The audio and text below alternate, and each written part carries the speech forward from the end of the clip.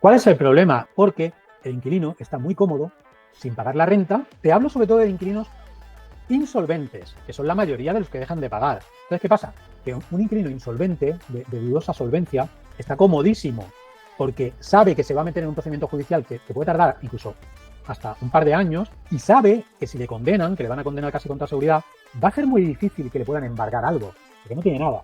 Entonces, ¿qué pasa? Que cuando tú tienes a una persona, y esto es un problema de garantías del propietario. Muy buenas y bienvenidos unas más a Magnates de Ladrillo. Yo soy Charlie Hoyos y hoy tenemos con nosotros a Eduardo Fernández Figueres. Muchos seguramente que ya le conocéis. Él es abogado especializado en desahucios y CEO de Abogados para Todos. Y además tiene su página web y puedes contratar sus servicios. Espero que no lleguemos a ese caso, es en el sentido de que nos están básicamente dejando de pagar, pero bueno, al fin y al cabo es la realidad que tenemos hoy en día en España y puedes contar con un buen abogado, ¿vale? Así que, Eduardo, Muy encantado de que buenas, estés aquí. Charlie. ¿Qué tal todo? Igualmente, encantado de estar contigo en Magnates del Ladrillo de nuevo. Sí, ya es la segunda vez, lo hicimos ya hace un añito y pico, ¿verdad? Para hablar sobre los desahucios. Ahora bien, sí que es Exacto. cierto que desde entonces han pasado muchas cosas. Vemos que el número de desahucios y desahuciados, bueno, digamos, mejor dicho, de infractores o de impagados van en aumento, pero quizá el número de desahucios no va tampoco tanto en la misma medida, porque, bueno, con ese Real Decreto 11/2020 están teniendo una fiesta, ¿verdad? Efectivamente, bueno, los impagos pues tampoco han subido mucho, tampoco han bajado mucho, más o menos se pueden mantener, pero efectivamente los desahucios han bajado pues porque antiguamente no había tantos desahucios parados en stand-by y actualmente sí que los hay por el tema de la vulnerabilidad, ¿no? Que hay bastantes desahucios parados en los juzgados por el motivo del Real Decreto del Gobierno que se aprobó en la época del COVID. Vale, y si se aprobó en la época de la pandemia hace ya 4 años y pico, llevamos para 5 de hecho, Sí, sí. ¿por qué seguimos con ese Real Decreto? Porque ya no tenemos esa situación. Bueno, se ha ido prorrogando por el gobierno, como digo, es un real decreto, es urgente, con lo cual el gobierno en este sentido hace un poco lo que quiere, ¿vale?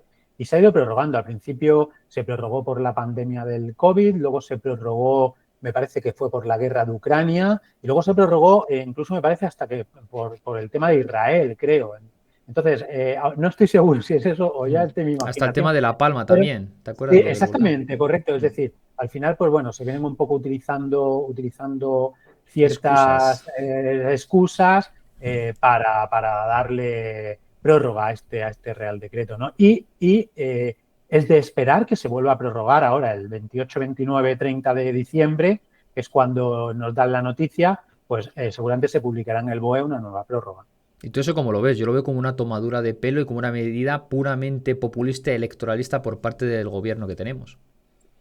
Pues sí, porque al final estamos hablando de impedir a un propietario poder disponer de su vivienda, porque piensa que incluso aunque la normativa permite a los propietarios ser indemnizados por las comunidades autónomas cuando su proceso de desahucio se ha suspendido, pero en muchos casos las indemnizaciones son bajísimas, aparte de que se dan una vez que se ha recuperado la vivienda. Te puedes pasar 2, 3 años sin cobrar nada y, bueno, al final el propietario en muchos casos cobra muy poquito. Pero eso no es todo, es que además el propietario podría llegar a cobrar una indemnización, pero no tiene por qué querer tener la vivienda a manos del inquilino, puede querer recuperar su vivienda por cualquier motivo. Bueno, pues el Estado se lo impide y bueno, pues es una especie de, pues entre comillas, de confiscación de la propiedad por parte del Estado. Sí, absolutamente. Y ahora mismo no hay ninguna manera porque, a ver, teóricamente se decía que, por ejemplo, tú si necesitas esa vivienda para un familiar o para ti o para tu pareja o por divorcio, etcétera, etcétera, tú podrías recuperarla. Eso ya no es un tema de impago, pero podría ser una manera para decir, oye, puedes recuperar tu vivienda más allá del impago, porque no es un tema de impago, sino es que la puedes recuperar por... Está recogido bajo la LAU, de hecho. Se podría, Invocar. sí, se podría. Cuando se interpone una demanda de desahucio por necesidad del arrendador, no existiría la posibilidad de vulnerabilidad, ¿vale? Lo que pasa es que el ratio de demandas de desahucio por necesidad del arrendador es bajísimo, es muy bajo respecto al impago y a la expiración de plazo. Pero además, el ratio es muy bajo por un motivo principalmente. Y es que la demanda de desahucio por necesidad del arrendador es de tipo ordinario, no es de tipo verbal. Es decir, es una demanda que cuesta el doble prácticamente que un impago y tarda el doble prácticamente. Al ser un ordinario te puedes ir a un mínimo de 2 años, ¿vale? Con lo cual, ese tipo de demanda en la realidad procesal se pone poquísimo, poquísimo. Porque además tienes, ojo, tienes el riesgo de perderla. Si no convences al juez de que la realidad de que la necesidad es real, pierdes y ahora paga 3.000 o 4.000 euros de costas. Sin embargo, un desahucio por impago, la posibilidad de perder es muy bajita. Es decir, solo ante defectos de forma de la demanda, pero un impago es un impago y al final va a haber desahucio, ¿no?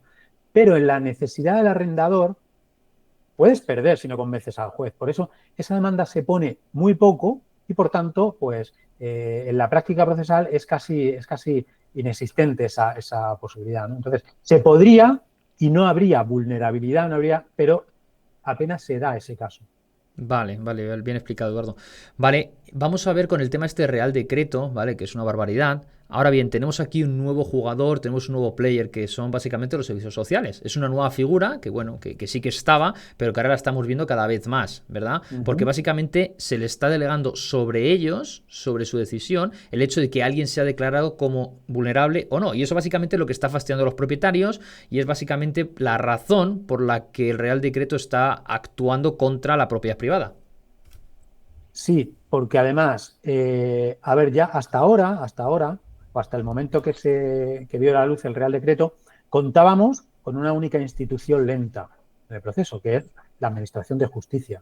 Ahora contamos con dos, la Administración de Justicia y los servicios sociales. Son dos administraciones lentas, se meten los servicios sociales que responden tarde y hasta que no responden, el procedimiento no continúa, el incidente de vulnerabilidad está parado. Entonces, por ponerte un ejemplo, el viernes pasado, hace unos días, eh, estuve llamando a una delegación de servicios sociales en Sevilla porque el juzgado se había equivocado en enviar a los servicios sociales, a una delegación de servicios sociales de Sevilla, el expediente, la solicitud de vulnerabilidad, se había mandado a una oficina de un pueblo cuando se tenía que mandar a una de Sevilla capital. Bueno, pues me ves a mí el viernes llamando, y no es la primera vez, ya he tenido ya 2 o 3 entrevistas a los servicios sociales de Sevilla, por favor, que no se pierda el expediente, que llaméis, porque en este caso es a la propietaria, que yo digo que es vulnerable, para que puedan decir que es vulnerable, ¿no? Entonces, hay que estar detrás, ya no solo del juzgado, sino de servicios sociales, porque el juzgado no va a hacer ese trabajo. El juzgado manda un escrito a los servicios sociales, pero hay que estar detrás. Entonces, es una locura porque, como digo, antes había una institución lenta, pero es que ahora hay dos, donde se pierden expedientes, se retrasan expedientes. Y bueno, pues todo eso demora la decisión del juzgado de suspender el proceso.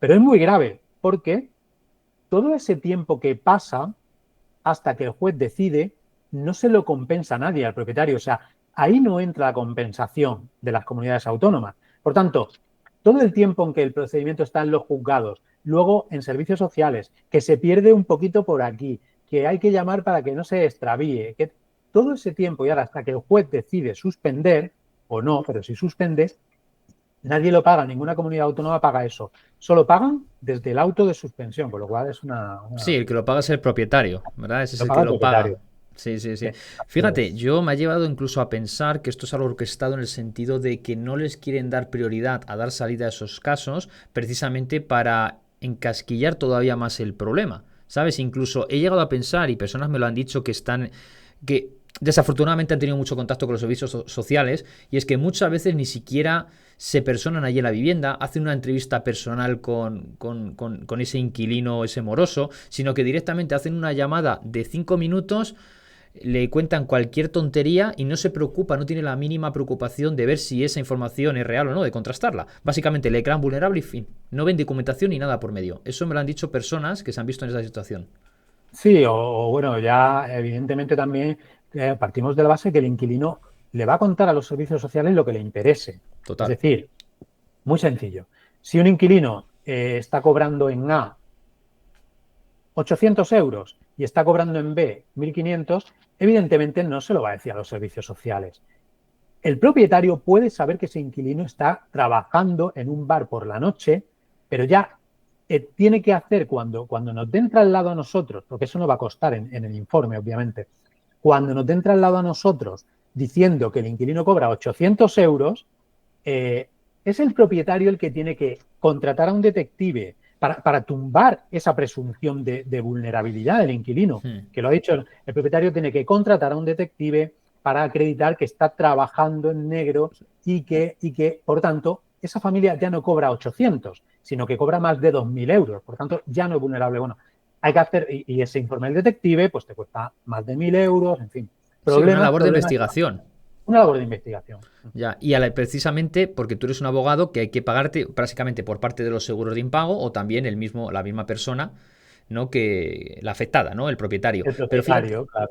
sí, es el propietario, bien a través de su seguro o a través de su Sí. dinero. La cosa es que a ellos encima les están amparando los abogados pagados por el Estado. Es un abogado público, ¿no? O sea, no público, sino que es un abogado que dedica unas ciertas horas a defender casos gratuitos, ¿no? Es decir, al final ellos se Sí. amparan por la justicia pública. Es que tiene cojones la En cosa. la mayoría, en la inmensa mayoría, te diría que en un 95% de los casos de inquilinos que se oponen a una demanda de desahucio, van con justicia gratuita.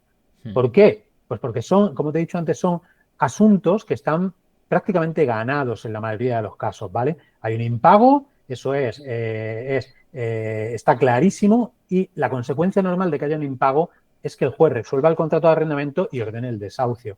Entonces, ¿qué pasa? Que el inquilino solicita justicia gratuita y, evidentemente, ese inquilino se defiende a través de los servicios de un abogado que está, pues, adscrito al turno de oficio, ¿no? Bueno, pues eso es una realidad, ya está. Ahí está, el abogado cobra del Estado, a fin de cuentas, quiere decir que el inquilino se defiende gratuitamente a través de ese abogado, ¿no? Sí, pero bueno, es Sí. algo que ahí no podemos hacer nada. La verdad que hay cosas indefendibles, ¿verdad? Porque vamos a ver, ¿tienes recibos de pago? ¿Sí o no? No, pero es que un día es que mi perro, es que mi gato, es que mi primo, es que mi prima, no, es que yo las excusas que he visto a veces, nos ha pasado, básicamente ha sido, no, pero es que yo estoy haciendo muchas reparaciones en la vivienda que no me las reparaba el propietario y yo no le he molestado y las está pagando yo mi bolsillo. Y son incluso más de lo que debo. Tonterías así. Y luego ves la Sí, casa que está destrozada cuando te la devuelven. sí, hay excusas, bueno, de todo tipo, de todo Sí, tipo. Así que, pero sí. bueno, la ley es bastante clara en ese sentido, la ley de enjuiciamiento civil, y dice que en un procedimiento de desahucio por impago solo cabe acreditar el pago o no. Es decir, viene a decir, no me hables de otras cosas, no me hables de que no has pagado porque la casa está mal. No, si la casa está mal, paga y denuncia al propietario porque la casa está mal, ¿no?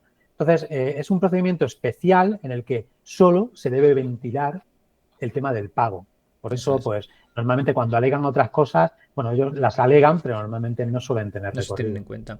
Sí, luego además también muchas veces tratan de forzar la situación. Oye, ¿qué sucede con esto? ¿Qué sucede con lo otro? Repárame esto, repárame lo otro, simplemente para tener como una excusa subjetiva por su parte para decir, dejo de pagar, ¿por qué? Porque no me has estado prestando atención.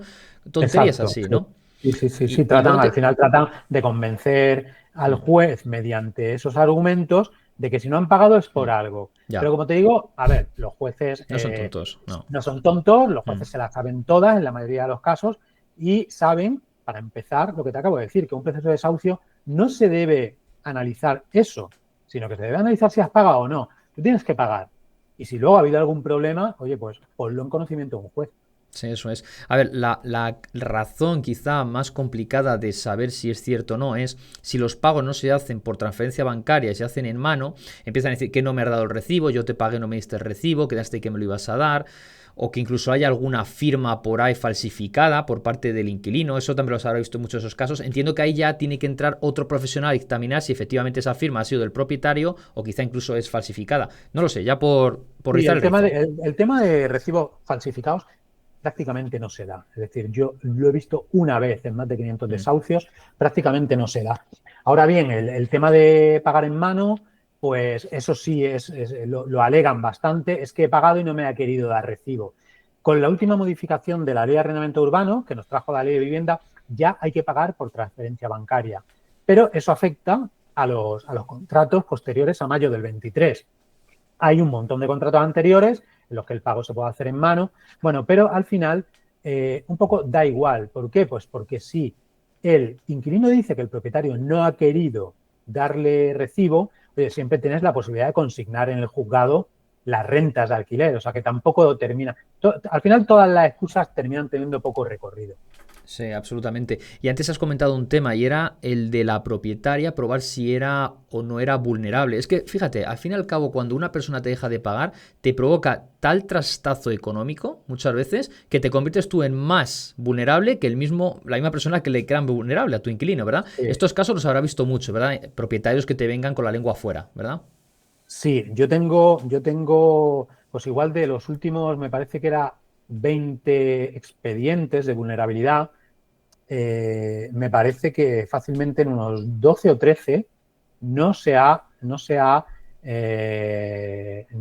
suspendido el procedimiento. Es decir, el juez ha dicho, por el motivo que sea, que el inquilino, no, que, bueno, que el procedimiento no se suspende, por varios motivos. O bien porque el inquilino no es vulnerable, porque yo he alegado diciendo por qué motivo creo que no es vulnerable. Otras veces porque el propietario también es vulnerable y yo he alegado que el propietario es vulnerable. El juez ha dicho, como inquilino y propietario son vulnerables, no suspendo el procedimiento. Otras veces por falta de documentación del inquilino. Es decir, en mi opinión, los jueces cada vez tienen más claro que deben ser muy estrictos a la hora de suspender el procedimiento. Con lo cual, pues afortunadamente para los propietarios, cada vez suspende menos. Hasta el punto que te diría que realmente, hoy por hoy, suspenden un procedimiento cuando queda clarísimo que el inquilino es vulnerable. Y es que hay que reconocer que hay inquilinos vulnerables. Una familia de 2 padres y 2 hijos que se han separado, que en la casa vive la madre sola con los 2 hijos y la madre está desempleada, bueno, es una persona vulnerable, evidentemente. Pues en esos casos, cuando queda bien acreditado, los jueces suspenden. Es que antiguamente suspendían muchísimo más, con mucha más facilidad. Entonces, bueno, pues en eso sí que hemos mejorado. Ahora son más estrictos, por norma general. Vale, lo que hay que redefinir es que porque sea vulnerable no tiene que ser el propietario el que se tenga que hacer cargo. El escudo social no tiene que ser el propietario, ¿sabes? Eso tiene que ser Efectivamente, efectivamente. aparte del gobierno. Y si no, también te digo, hay muchas situaciones en las que esa persona a lo mejor podría irse a vivir con un familiar, con sus padres. Dice, no, es mejor estar aquí chupando el bote. Por supuesto, hay personas que sí, que no hay más, ¿vale? Que dicen, mira, es que no puedo ahora mismo, me ha venido la situación así, me ha Sí. venido un gasto imprevisto, me han echado el trabajo, una enfermedad, lo que sea. Claro, por supuesto que hay casos así. Pero insisto, el escudo social tiene que ser siempre el Estado, que para eso se le paga. Sí, sí, efectivamente. Lo que pasa que en este caso, pues el Estado ha dicho, Hmm. yo soy el escudo social, a través de dinero indemnizo, Sí. pero las consecuencias las paga el propietario. O sea, el propietario no puede recuperar su casa, yo le pago al propietario, pero ya te he dicho que le paga tarde, mal, poco y al final pues es una indemnización que no Simbólica. compensa en absoluto, simbólicas, se podría decir, que no compensa en absoluto el perjuicio del propietario, con lo cual el Estado ahí se quita en medio, no asume su responsabilidad, que sería tener un parque de vivienda destinada a estos usos, ¿vale? A estas situaciones, y carga en el propietario el escudo social, el ser el escudo social.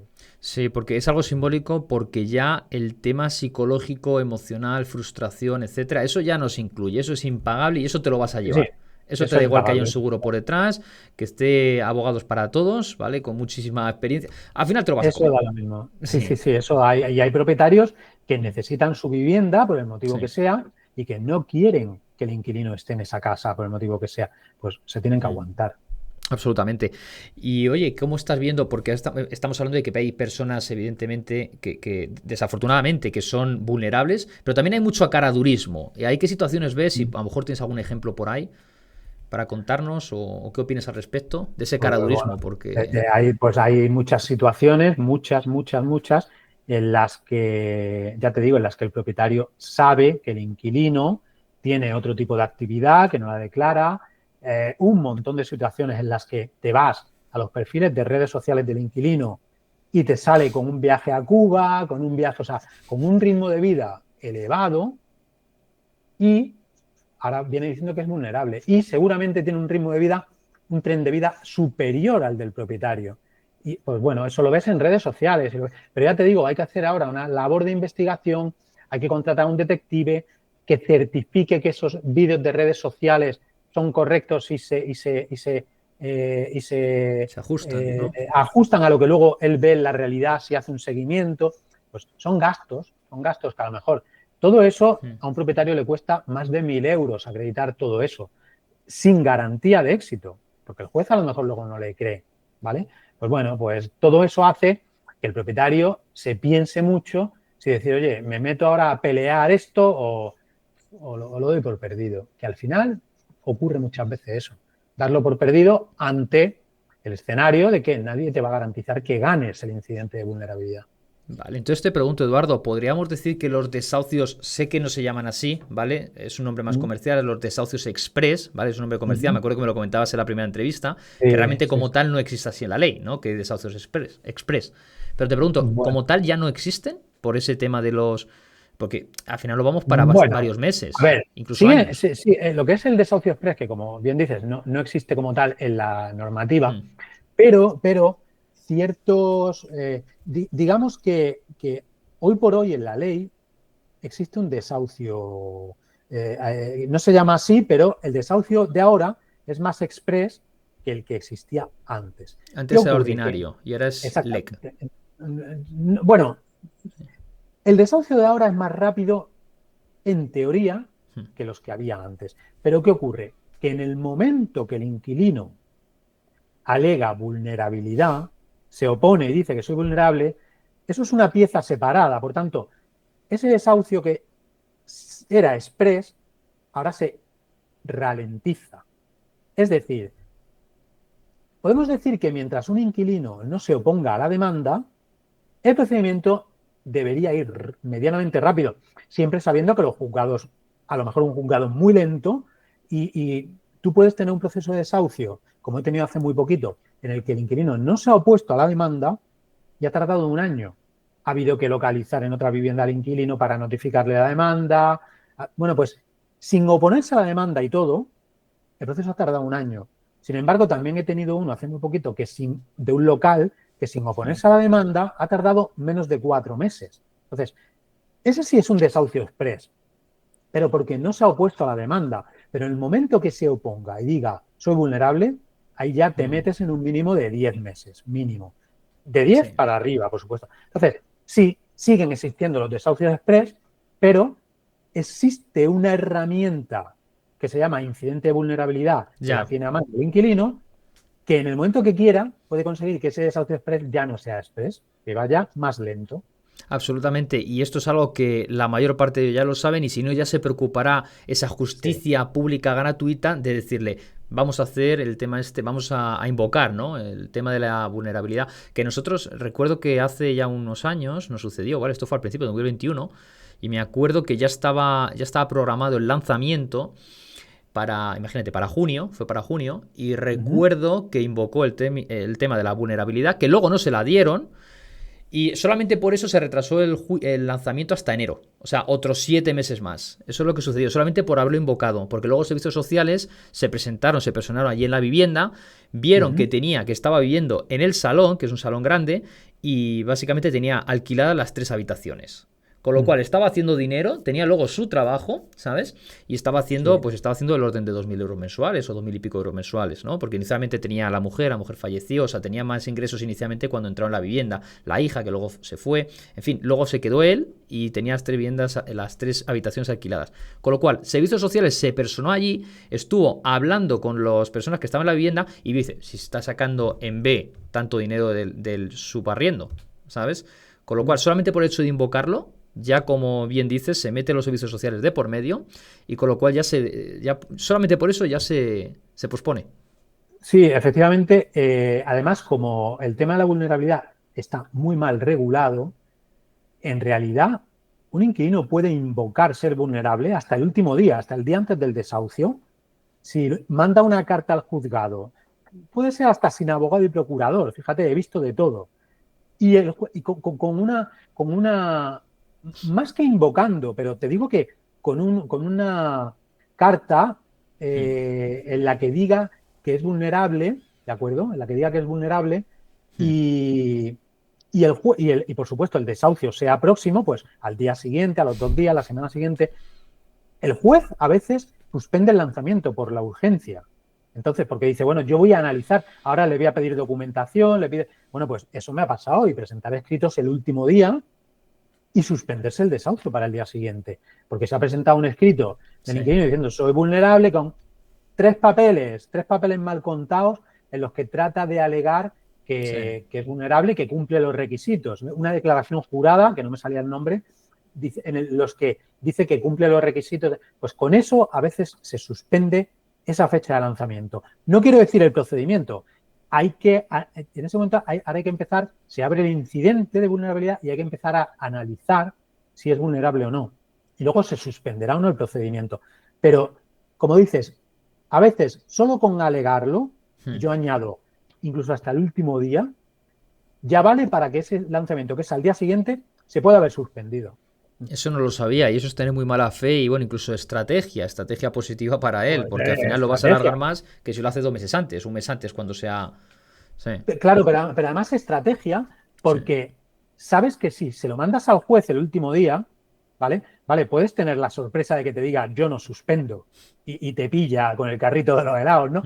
Pero se supone que si lo mandas el último día, 10 días, 3 días antes, le metes más presión porque, tío, que lo van a lanzar al día siguiente. Entonces, estás jugando un poco con la presión hacia el juez, hacia el juzgado, el letrado. Eso no lo sabía. No lo sabía. Sí. Y entonces, pues le meten más presión y se ve más forzado a suspender el lanzamiento. Qué pena, qué pena. Vale, oye, hace unos días te estuve viendo en tus vídeos, en tu canal, que, oye, para los que nos están escuchando, recomiendo que se metan en tu canal y tú vas contando tu día a día, cuando estás en los juzgados, bueno, todas esas cosillas muy particulares, y me acuerdo, he rescatado alguna de ellas, y es que decías lo siguiente, dice, hace unos días, en Ibiza, ¿no? Estabas por Ibiza, estabas ahí a la puerta del juzgado, y decías que los inquilinos que si habían pagado en mano, que si querían llevar testigos al juicio para demostrarlo, ¿no? Por eso también te comentaba lo de antes. Y luego otro tema en Andújar, que si eran 72 euros al mes solamente de renta, que no se pagaban, que eran 1.045 euros, ¿vale? Y al final creo que se hizo no una quita, pero se acordaron que se pagaban 900, una cosa así. Un acuerdo, sí.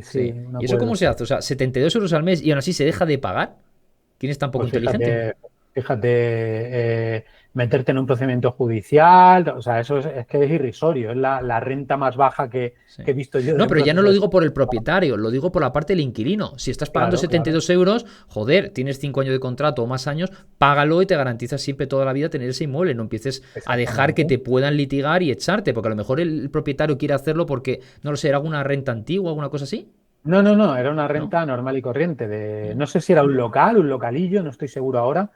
Pero bueno, al final no recuerdo bien, pero si no recuerdo mal, me parece que en ese asunto pusimos una fecha de resolución de contrato y me pagas 900 euros, me parece. O sea que cuando llegue la fecha, que no sé si sea 31 de diciembre o 31 de enero, se tendrá que ir y si no se va, habrá que pedir el lanzamiento, o sea que se ponga una nueva fecha de lanzamiento.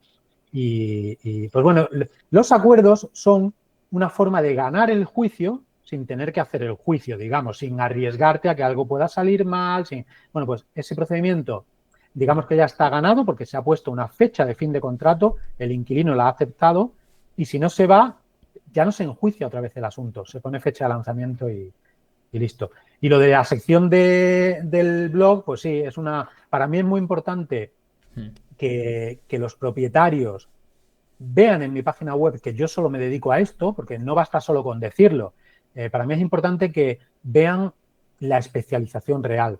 Y esta sección la llevo ya 2 años y pico, en la que día a día voy contando lo más destacado en materia de desahucios, porque es lo único que llevo, de modo que hay propietarios que me contratan que han estado viendo un montón de artículos de lo que he ido haciendo día a día y que les queda cristalino que solo me dedico a desahucios, ¿no? ¿Por qué? Porque eso se ve. Cuando alguien te cuenta, he puesto una demanda en Andújar, he puesto una demanda en Ibiza, está en un juicio en tal sitio, en Madrid, el inquilino se ha puesto por esto, he ganado tal juicio, he perdido tal juicio por este motivo, por este...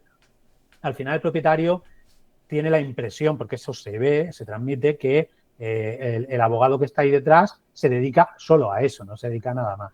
Si no, probablemente seas uno de los abogados más especializados, más en este nicho y además, sobre todo, más viral, porque estás en las redes sociales, lo cuentas todo, con lo cual, oye, Sí, sí, genial. sí, sí. Empezaste con tu blog, luego además también con tema de la ley de arrendamientos urbanos, también con contratos, en fin, tienes de todo. Sí, Tienes ahí una boutique de archivos, de documentación y de todo, que oye, la yo verdad invito a que todo sí. el mundo que le eche un vistazo a la web de Abogados para Todos de Eduardo, porque oye, da gusto, ¿sabes? Yo alguna vez también he hecho algún Gracias. vistazo para consultar cosas, ya te lo comenté en su momento.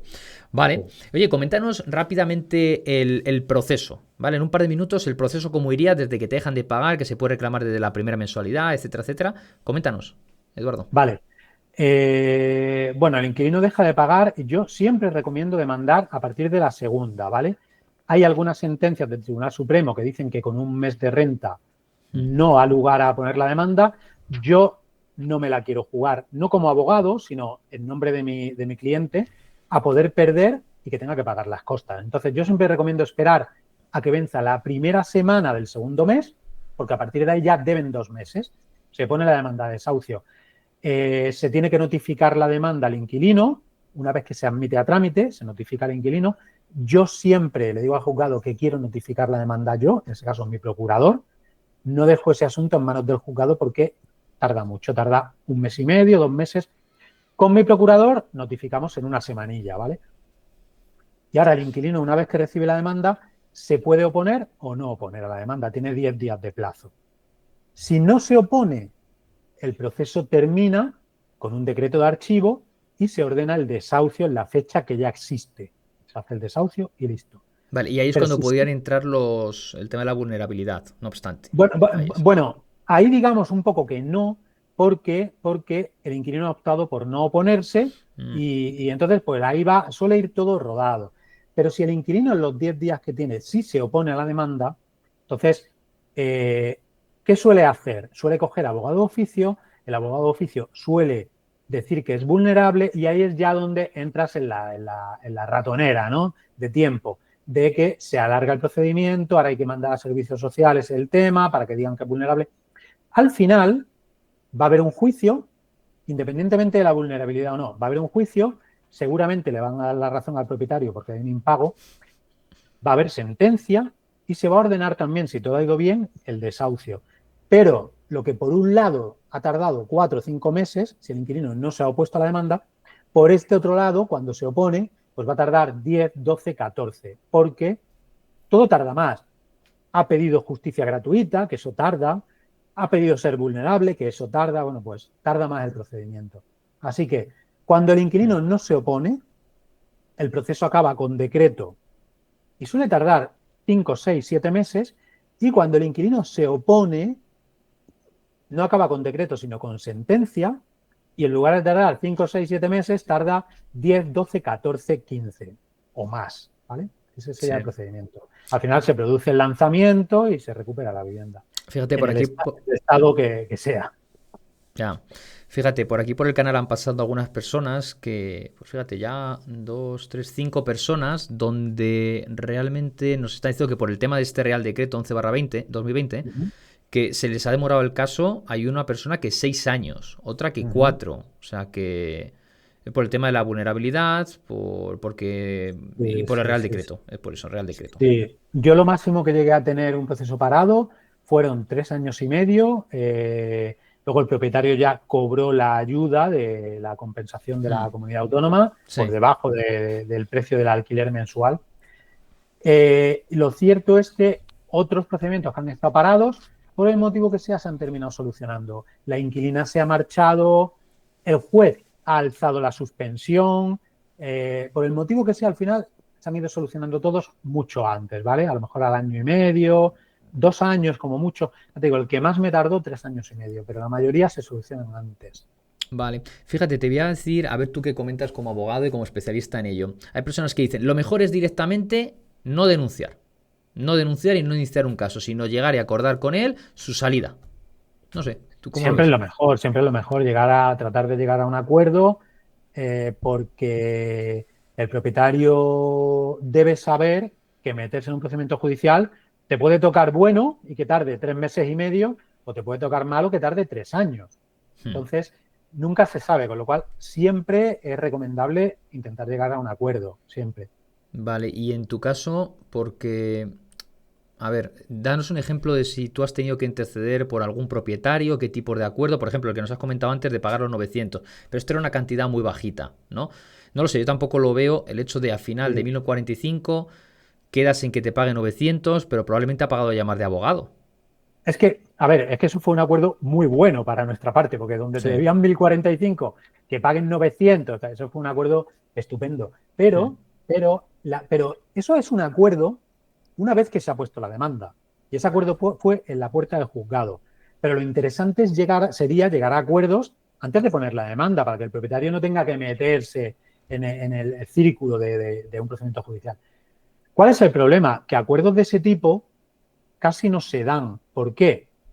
Porque el inquilino está muy cómodo sin pagar la renta.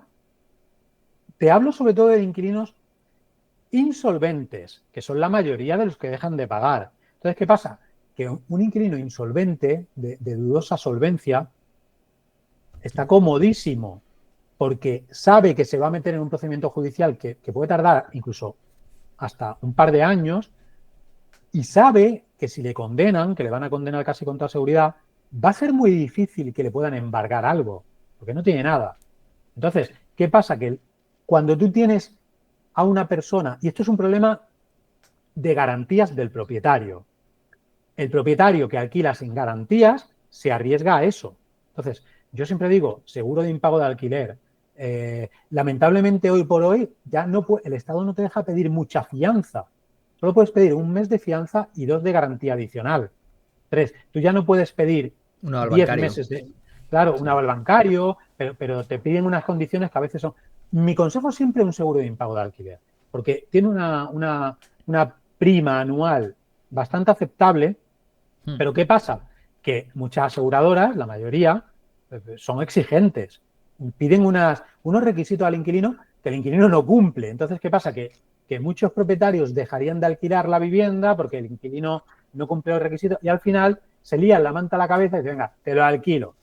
Y al final vienen los problemas de que has metido en tu casa a una persona que si deja de pagar va a estar muy cómoda porque sabe que no le vas a poder quitar nada. Es decir, yo que voy a llegar a un acuerdo, si estoy aquí en la gloria, demándame, persígueme. Entonces, hasta el final, hasta que no lo echa el juzgado, pues ahí sigue. Por eso es muy difícil llegar a un acuerdo Sí. antes de poner la demanda. Y el inquilino prefiere que le demandes directamente. Muchos inquilinos le dicen al propietario, demándame, voy a estar aquí hasta que me eche el juez. Esa es la Sí. preocupación que tiene. Sí, eso es justo exactamente lo que dicen. Incluso yo he ido a decir el tema de como tengo niños, como tengo, ¿me entiendes? Menores, pues también Claro, claro. es más sencillo, ¿no? Que les den el título, ¿no? El Sí, certificado de vulnerabilidad. vulnerabilidad. Vale, Sí. entiendo que la mayor parte, entonces, según me dices, Eduardo, la mayor parte de las personas que recurren a tus servicios, no esos propietarios a los que le dejan de pagar, ¿tienes seguros de impago o qué tendencia vas viendo? No, no, muy pocos, muy pocos. Ah, muy Seguro de pocos. impago, sí, sí, seguro de impago pueden tener un 10% de los No me propietarios digas, yo que. pensaba ya que se estaba que- haciendo algo súper No, obligatorio. no, no. Un 10% como mucho. Mm, vale, y en ese sentido, bueno, el proceso funciona igual, lo único que mes Sí. a mes le van compensando. Entonces Cuando, lo cuando, sobrelleva cuando mejor. tienen seguro, bueno, ahí un poco depende de cada aseguradora. Lo normal es que si reaccionas rápido, o sea, si pones la demanda rápido, Mm. la aseguradora te paga mes a mes. Normalmente, si tardas más de 3 meses, o sea, si se acumula, si tardan más de 3 meses en dar el siniestro a la aseguradora, se puede poner la demanda, la aseguradora te cubre abogado y procurador, la aseguradora te paga las rentas impagadas, pero te lo suelen pagar cuando acaba el procedimiento. ¿Vale? Entonces, cada aseguradora tiene sus condiciones particulares, pero por lo general es eso, es decir, Sí. te suelen pagar mes a mes si has reaccionado pronto, te suelen pagar al final si has reaccionado un poco tarde, después de 45, 2 meses, después del segundo mes de impago. Sí, a ver, al fin y al cabo es trasladarle el riesgo y como ellos ya han tenido la oportunidad de examinar toda la documentación Efectivamente. de esos inquilinos y han visto el contrato y han dado el ok, ya está, Exacto. tienen ellos el riesgo. Lo único que yo vería, fíjate, sabes el tema este de la huelga de alquileres, ¿verdad? Además creo que este último domingo han andado por allí por tus tierras, han andado por Sevilla o por ahí, por Andalucía, Sí, creo que lo sí, habrás sí, sí, escuchado. sí, he Y, escuchado, sí. y por lo que ellos quieren es hacer un impago masivo, es decir, Ellos siguen utilizando la vivienda, pero dejan de pagar porque les da la gana. Han propuesto 3 cosas. Una es pagar directamente el 50% de la renta, así porque sí. Otra es pagar, han dicho, como la voluntad, como cuando Ajá. vas allí a misa, ¿no? O tienes que dar cestillo, dar la Sí. voluntad, como algo de caridad, algo caritativo. Encima parece que tienes que estar agradecido. Y lo tercero es no pagar absolutamente nada porque no les da la gana, ¿vale? Entonces, tú imagínate que esto se hace algo súper viral, que no lo creo, ¿vale? Yo creo que algunos sí que se sumarán, los más perros, ¿vale? Los más perroflautas, pero la mayor parte de la gente entiendo que no lo hará. En caso de que se hiciera, imagínate los seguros de impago, pudieran declararse en suspensión de pagos, porque dice, joder, es que me han llegado de repente 1000 y no puedo dar cobertura a tantos, porque así son los seguros, ¿no? Juegan con eso. Básicamente, si el 95% de las primas nunca utilizan, nunca acuden a ese seguro, pues eso es el dinero que gana, no pagan solamente un 5%. Pero si tienen que pagar el 80% de esas primas, se van a Sí. tomar por saco. Bueno, las aseguradoras, Están para ganar. sí, pero quiero decir, primero, tienen unos fondos de garantía enormes, hablamos de millones de euros. Es decir, están preparadas para asumir golpes de este tipo. ¿Vale? Pero luego, por otro lado, las aseguradoras se blindan muy bien en las condiciones. Yo no he leído condiciones particulares o no recuerdo ahora mismo eh, para ese tipo de asunto, pero posiblemente a lo mejor una huelga de alquileres esté metida dentro de las excepciones que pueda haber en que a lo mejor la aseguradora de cobertura, es decir, podría tener el mismo tratamiento a lo mejor que una Una guerra. catástrofe, que Sí. una guerra, que una... Podría, porque bueno, en la aseguradora hay gente muy potente detrás, juristas muy potentes, y que a lo mejor no han previsto ese asunto textualmente, pero ese asunto, esa huelga, a lo mejor entra dentro de otra más grande, como una catástrofe, como entonces, no lo creo, ¿vale? Pero todo llegará Sí. Y y, si no lo y han habrá que hecho, verlo. igual se preocuparán próximamente cuando actualicen las condiciones, ¿no? Que lo empiecen a meter. Por ejemplo, como lo del tema de la pandemia. Eso es una cosa que han ido metiendo más los Claro, aseguradoras y otras claro. empresas, ¿verdad? Eso antes no Según, estaba según van contemplado. pasando, según van pasando cosas, según una aseguradora tiene un historial de siniestralidad, normalmente te va incluyendo exclusiones en la póliza. La, Hmm. la aseguradora que incluya más exclusiones, luego venderá menos. La que Ya. incluya menos exclusiones, venderá más. Así es el mercado Sí, sí, asegurador. sí, exactamente. O se van posicionando con precios más altos, incluyen Claro, más, lo que claro. sea. Vale. Al fin y al cabo, estará de acuerdo conmigo, Eduardo. Esto lo sabes tú muchísimo mejor que yo. Porque estás todos los días con todos los casos, ¿no? Y lo sabes. La mejor condición o el mejor requerimiento es pedir mucho. Elegir el mejor inquilino. Esa es la mejor, ¿verdad? El mejor screening. Es la medida activa, es antes de que te puedan llegar a dejar de pagar. Lo otro simplemente Sí, ya es para paliar, ya es paliativo. Entonces, lo mejor es conseguir el mejor tipo de inquilino. Que precisamente esta ley de vivienda, estos sí. ataques a la propiedad privada, lo que están incentivando es a que tú como propietario vayas a por el mejor, no vas a ir a por el peor. Tú todavía tienes la capacidad para elegir al propietario, al inquilino. Con lo cual, si te vienen 100 personas, 10 personas, vas a elegir al mejor. Lo siento mucho, pero es así. No vas a ser un alma caritativa. Así que te pregunto, ¿qué condiciones o qué consejos, qué sugerencias das a la audiencia para poder elegir al mejor? ¿Qué documentación, qué consejos? Vale, el propietario tiene que elegir al mejor y hay muy buenos inquilinos, qué duda cabe. Hmm. Pero también es cierto que en España hay mucho trabajo precario.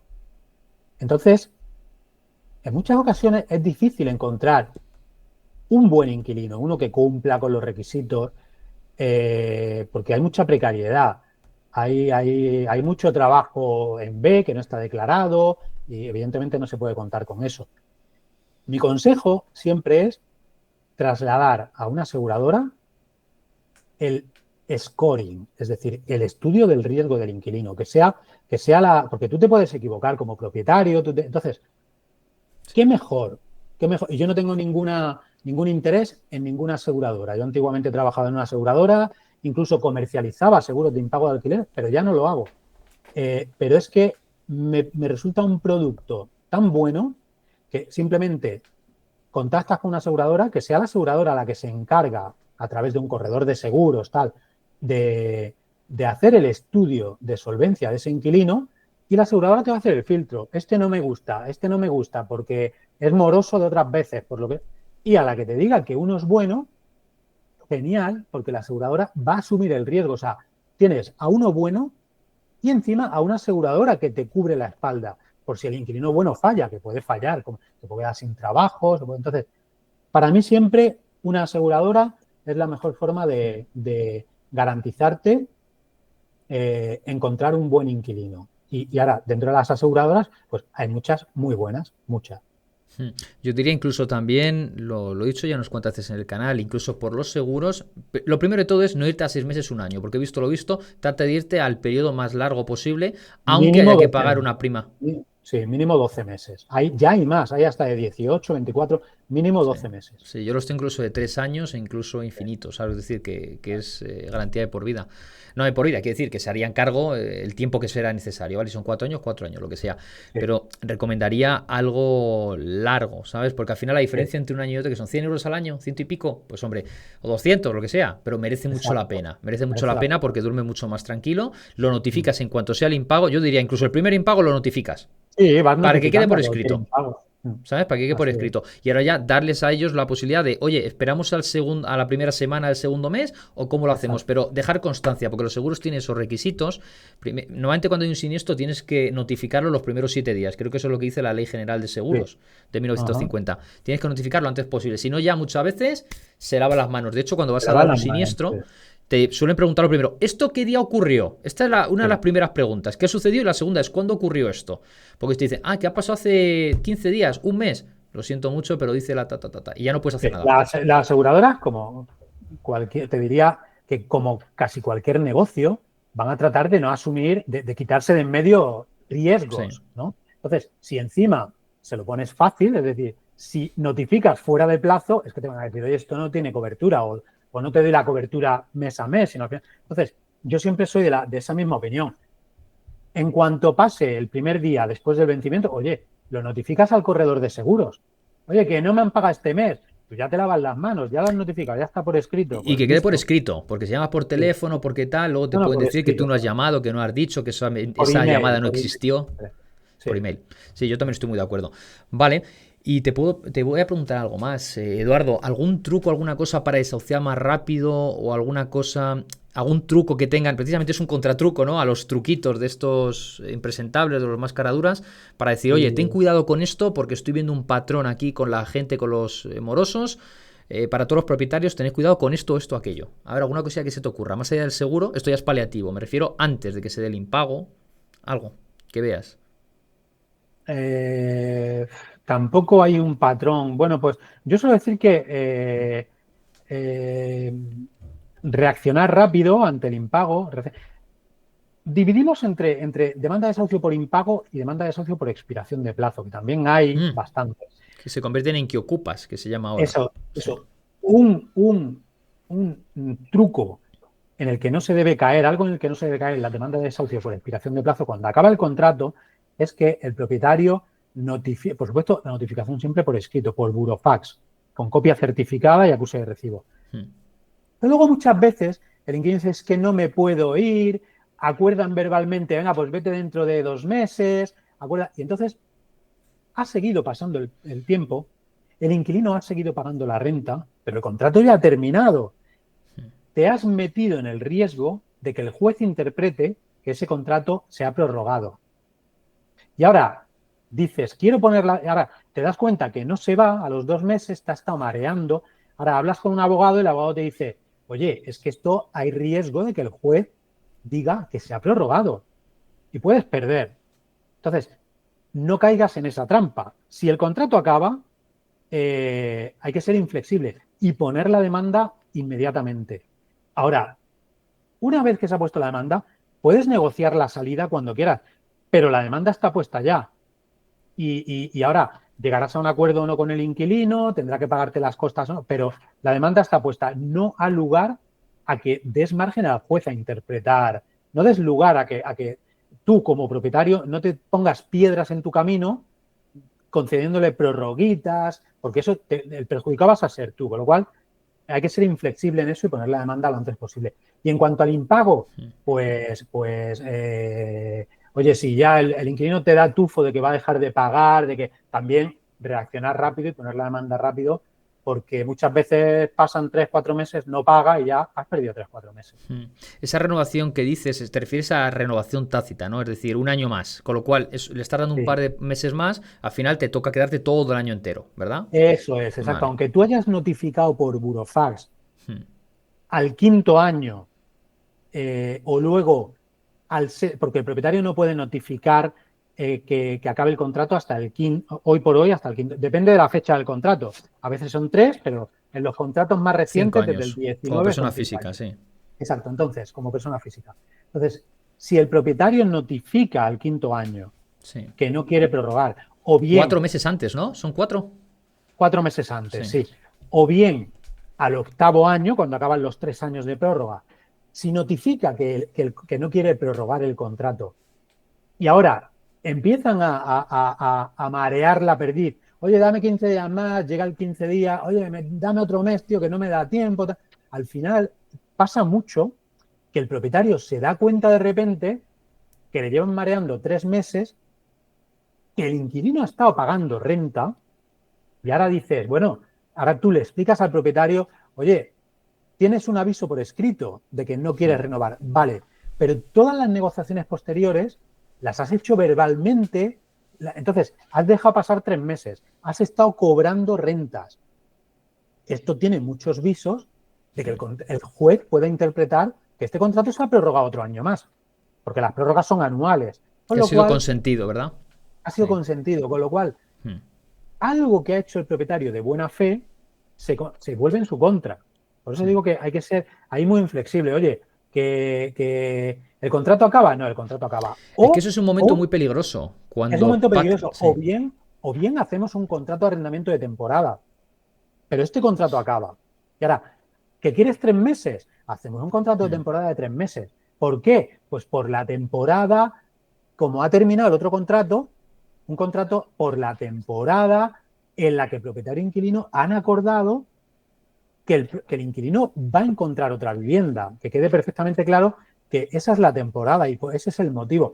Pero un contrato Hmm. nuevo de 3 meses, pero ahora, si ocurre mucho esto que te digo, que el propietario empiezan a marear la perdiz y al final se puede encontrar con el problema de llegar a perder un juicio y todo. Claro, no, no te entiendo, porque realmente lo que estás haciendo ahí es, vale, imagínate que dices, yo ya te he tenido 5 años, yo ahora mira, esa vivienda se la voy a dar a otras personas porque veo que ha sido problemático en la comunidad, por poner un ejemplo, ¿no? Entonces tú con toda la diplomacia del mundo tratas de decir, oye, mira, que no te voy a renovar por motivos varios, ¿vale? Entonces ahí hay una situación que es la siguiente. Por eso digo que es un momento peligroso. Porque ellos están en su zona de confort, que durante los últimos 5 años ha sido esa vivienda. Ahora se tienen que poner a emplear tiempo a buscar otra vivienda. El mercado está como está. Y es muy Probablemente el caro, precio, buscar otra vivienda es claro, caro. claro, el precio sea superior. Con lo cual ya cuando van a ver precio, van a ver viviendas, no les empieza a gustar la película. Porque dicen, coño, es que esta vivienda es incluso peor y voy a pagar más. Con lo cual dices, coño, es que estoy muy bien donde estoy. Entonces empiezan a marear la perdiz, como bien dices. Ahora bien, cuando haces un contrato temporal, precisamente para esos 3 meses que les das así de gracia, claro, tú ya ya básicamente, en caso de un juicio, estás diciendo, no, no, ese contrato finalizó, el de los 5 años, no lo hemos Claro, claro. prorrogado y tenemos uno de temporada. Es un nuevo contrato con las mismas personas en la misma vivienda. Pero si pasan los 3 meses y continúan ahí porque no han encontrado nada o no quieren encontrar nada, ¿ahí qué sucede? Porque igual tienes que ir a un procedimiento, ya no sé, ¿qué sucedería ahí? No, pues lo primero que hay que hacer es resolver el contrato de arrendamiento anterior, es decir, hacer un documento de finalización, Sí, hacer un contrato de sin entrega de temporada, llaves. sin O entrega de llaves. Vale. Ahora, se hace un contrato de temporada nuevo, en el que ya te digo, se pone que, por qué motivo es, por qué temporada es, y se pone incluso que el contrato acaba al tercer mes sin necesidad de requerir al inquilino, para evitarte tener que mandar un nuevo burofax. El contrato acaba en tal fecha Hmm. y se le requiere en este momento anunciando que no se va a prorrogar el contrato y que entregue las llaves tal día a tal hora. Pues bueno, y ahora, cuando llega ese momento, si no ha entregado las llaves, se puede poner una demanda de desahucio por expiración de plazo. Sin ningún problema, no hay problemas de interpretación porque aquel contrato acabó. Hmm. La demanda de desahucio se pone en base al contrato de arrendamiento de temporada. Entonces, no hay problemas de interpretación en ese sentido. Y Eduardo, Tienes un... y con ese contrato temporal, como ya no es. A ver, como es un contrato temporal, tenemos la misma problemática de desahucios express, vulnerabilidad, tiempos y tal. O sea, sería el mismo procedimiento, mismos tiempos, misma casuística. Bueno, es O al más no ser rápido. vivienda, al no ser vivienda habitual, puesto que ya sería contrato de arrendamiento de temporada, bueno, ahí pienso que sí podría entrar el tema de la vulnerabilidad, porque siendo realistas, aunque el contrato es de temporada, pero sigue siendo la vivienda habitual de esa persona. ¿De acuerdo? Entonces, podría seguir alegando vulnerabilidad. Lo que te estás quitando es el problema de la interpretación de si el contrato se ha prorrogado o no. Sí. Te estás quitando un problema importante de en medio. Pero el procedimiento de desahucio es el mismo y la vulnerabilidad la podrían seguir alegando. Vale, o sea, casi lo mejor, a ver, es que al final depende un poco de la persona. Lo suyo sería, si realmente hay confianza, si la gente fuera legal, fuera íntegra, ¿no? Pues dijera, venga, sí, no te preocupes, cuando encuentres, zanjamos ahí, hacemos un documento de evolución de Sí, pero, llaves pero el y propietario fin. Claro, no debe fiarse de esas claro, cosas. Y lo claro. del tema de la vulnerabilidad en los contratos de Sí, me temporada, refiero te si lo las cosas digo, fueran como tienen que ser, ¿me entiendes? claro, claro, te lo digo porque incluso a mí me han declarado vulnerabilidades en contratos de arrendamiento de habitación. Ujú. Entonces, me puse a discutir con el juzgado de que, claro, yo tenía que defender mi parte. ¿Cuál es mi parte? Que un contrato de arrendamiento de habitación es de uso distinto a vivienda y que por tanto no es vivienda habitual y que por tanto no cabe alegar vulnerabilidad. Bueno, pues no, el juzgado dijo que pese a ser vivienda, que puede ser la vivienda habitual del inquilino y por tanto tiene derecho a... Bueno, pues ahí lo dejamos estar, no lo recurrí porque tardas más en el recurso que en lo que pueda pasar en adelante, incluso habiendo vulnerabilidad, con lo cual ahí se quedó, pero incluso siendo contrato de uso distinto a vivienda de temporada, se podría alegar vulnerabilidad y se podría llegar a aceptar por el juzgado. Sí. Fíjate lo que me da la sensación, porque esto solamente es una pequeña parte de España, ¿no? Es decir, los casos por desahucio, por impago de rentas, de alquiler, de vivienda habitual o del alquiler que sea, en este caso habitaciones. Pero la sensación que me da es, porque luego también hay demandas de divorcio, demandas civiles, demandas penales, la sensación que me da es que está la mitad de España denunciando a la otra mitad. No sé, es un poco la sensación que me da. De hecho, hay muchos casos en España comparado con la media europea. Eso es lo que he escuchado por ahí. Bueno, la verdad que es un dato que desconozco, pero lo que sí que conozco es que los juzgados españoles tienen un volumen de trabajo importante, mucho más del que sería deseable. Yo no sé si es por mucha... Sí he escuchado que en España hay litigiosidad. No sé si es porque hay mucha litigiosidad, porque hay pocos recursos destinados a la justicia O o las dos por las dos cosas. cosas, Sí. que posiblemente sea por las dos cosas. Vale. Bueno, pues te voy a hacer. Si tienes un 5 minutitos más, Claro tengo que una sí. pregunta. Vale, pues te hago dos preguntitas más. Una es: ¿qué opinas del tema de firmar el contrato ante notario? ¿Crees que eso resuelve alguna necesidad? ¿Crees que es. Bueno, firmarlo ante notario y luego inscribirlo en el registro de propiedad. ¿Crees que de alguna manera es recomendable o no? Porque he escuchado opiniones de todo. Creo que al final lo que he entendido es que no es necesario. Tampoco resuelve nada más. No es obligatorio, por Sí, eso supuesto, es. y se da poquísimo. Te vuelvo a decir lo mismo, lo he visto una vez. ¿Por qué? Porque esto supone un gasto para las dos partes. Y las dos partes tienen que estar de Sí. acuerdo. ¿No es Si el la parte que inquilino lo quiera elevar públicamente? Había entendido que era la no, parte. Vale, no porque luego hay que registrarlo, entonces, vale. pero me refiero a que tiene que estar de acuerdo el inquilino. Y el inquilino no tiene incentivos para hacer eso, para firmar ante notario eh, el contrato de arrendamiento. Entonces, normalmente no se hace. Vale, yo sí que he visto un incentivo y sería el siguiente. Si cambiara de propietario, el inquilino podría quedarse en la vivienda hasta que acabe el contrato. Es decir, yo tengo una vivienda, yo tengo a ese inquilino, si él quiere registrar ese contrato de arrendamiento, cuando yo vendiera la vivienda, si le quedan 2 años de plazo, entonces con el siguiente propietario tendría que adherirse a esos 2 años de contrato. Creo que había entendido eso. Por eso cuando compras una vivienda, si ves en la nota simple que hay un contrato de arrendamiento de una persona por tal plazo, tienes que tener cuidado o negociarlo. Sí, Eso lo que tenía pasa es entendido. que te digo, esa casuística se Vale. da poquísimo. Normalmente, primero, porque cuesta dinero. O sea, Ya. eso, en este caso para el propietario, ¿no? Y luego que el inquilino, pues tampoco, es que no se plantea, un inquilino no se plantea al hacer el contrato, oye, a lo mejor me van a echar y si tengo el contrato registrado, van a tener más dificultades para echarme.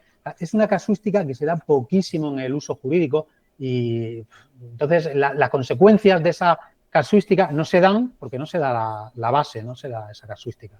Fíjate, a mí la primera vez que lo escuché fue hace ya unos pocos años en el registro de propiedad, precisamente era por un tema de impagos, que fui a poner una nota simple y tal, y precisamente fue la persona que estaba allí que me lo dijo, dice, es que siempre lo digo, pero nadie lo hace, dice, tenéis que registrar, inscribir el contrato de arrendamiento después de firmarlo en notaría, registrarlo, porque de esta manera... Por lo visto es, el notario da orden de que hay un impago, ¿no? Hace un requerimiento, pero ¿qué sucede? Que al final el notario no tiene poder coercitivo, no puede enviar a la policía, con lo cual al final tienes que iniciar el proceso. Es que tienes que ir a juicio de nuevo, Sí. o sea, tienes que poner una demanda. A no Por ser eso digo que se acojonara el inquilino y se fuera, pero no sí, creo que pero lo al haga. final, es que los incentivos son tan escasos, digamos, Ya. y te vas a meter en un gasto cuando al final tienes que ir a un juicio también, tienes que poner una demanda que hace que sea muy poco atractivo. Sí, y al final, bueno, pues se te van 200, 300 euros, ¿no? Inscripción son Claro, 100 y pico, el claro. notaría 200 euros, 300, Sí. 400 a pagar entre las partes, pues eso, 200 eurillos. Pero si mereciera la pena, claro, se estaría haciendo. Si esto sería tan simple como lo siguiente, si realmente se quisiera resolver estos problemas, que fueran todos al notario a firmar el Claro, contrato. Un efectivamente. precio fijo, una cosa así, que todo el mundo lo firmara o en función del precio que se paga de renta, que es así como se hace hoy en día. Y si eso le diera validez y rapidez, perfecto. Bueno, Claro, pues pero como no ocurre así, por eso no se hace. Como no ocurre así, interesa, yo estoy convencido que interesa que haya este problema de vivienda, porque de esta manera es electoralista, es un tema populista, y ya está. sí. Pues te hago última pregunta. Entonces, Eduardo, ¿cómo ves el futuro inmobiliario y consejo final para el inversor, a la persona que nos está escuchando? Pues evidentemente están saliendo, desde mi punto de vista, están saliendo muchas menos viviendas al mercado de alquiler. Creo que por eso se está incrementando, por eso y por otros motivos se está incrementando el precio del alquiler. Y esto ocasiona muchas dificultades a muchos arrendatarios, es evidente.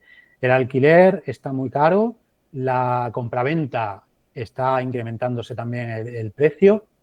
Y es cierto que hay un problema de acceso a la vivienda en España y particularmente para los jóvenes, ¿vale? Ahí el Estado tiene que poner todas las herramientas que pueda para solucionar estas situaciones. Si es a cargo del propio Estado, mejor, en lugar de hacerlo a cargo del propietario como escudo social. Y bueno, no tengo la varita mágica, Ojalá. Lo que sí que sé es que, lo que sí que tengo claro es que poniendo facilidades al propietario para arrendar, saldrían más viviendas al mercado de alquiler y el precio bajaría. Eso es un principio básico de economía, ¿no? Entonces,